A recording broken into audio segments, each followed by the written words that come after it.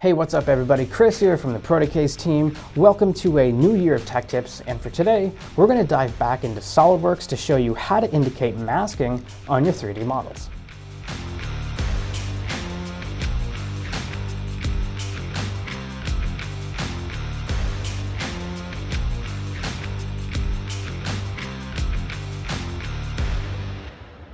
So getting your design manufactured is going to start with the 3D model.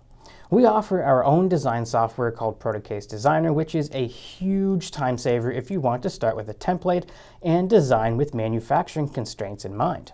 But for many of you, especially those mechanical design experts out there, SolidWorks is going to be your CAD software of choice for creating precisely designed and constrained 3D models of the enclosure or part that you're looking to get manufactured. Our engineering and design services team uses SolidWorks to extract all kinds of important information from your model because we need to make sure that our production team has the visibility of all the features that are required on your part.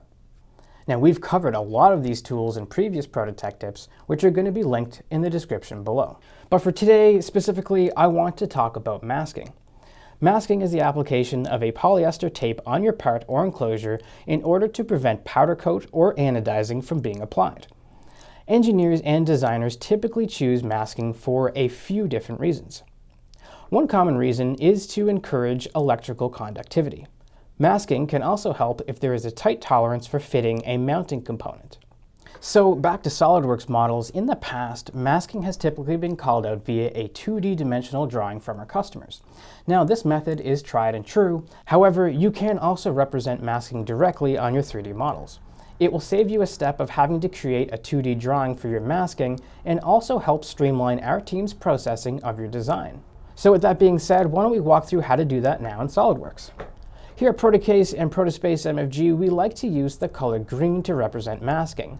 The reason is green is the color of our masking tape and shapes in which we use to apply over the part prior to powder coating to ensure those areas remain bare metal. In order to change the color of an entire face in SolidWorks, you can click the face, go to Appearances, and click on the Face drop-down item as shown here. This will open up your Appearance Manager in which you can see the board of colors to choose from.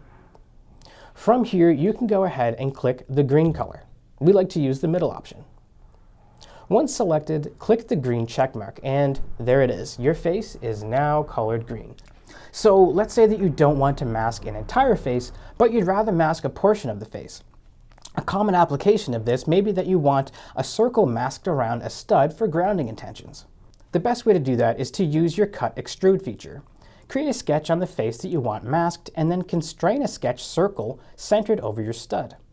Apply a dimension to turn your geometry black, which then means it is now fully constrained. From here, you want to use your Cut Extrude feature again. To keep this from being misinterpreted as a machining feature, we only want to cut down the masking circle by 1/1000th of an inch. This makes the actual depression in the model almost unnoticeable. You can then follow the same instructions as above by clicking on the face, opening up the Appearance Manager, and turning it green. To even go a step further, go ahead and rename the Cut Extrude feature to Masking so that it's clear what type of feature this is.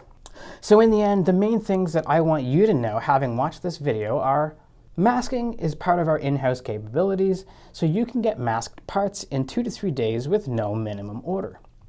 You can indicate masking on your 2D drawing, but indicating it on your 3D SolidWorks model will save us time in processing your model so that your design can be manufactured.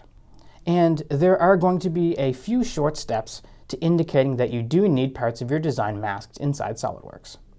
So if you have any questions or want to discuss your options for your next project, please just reach out to us.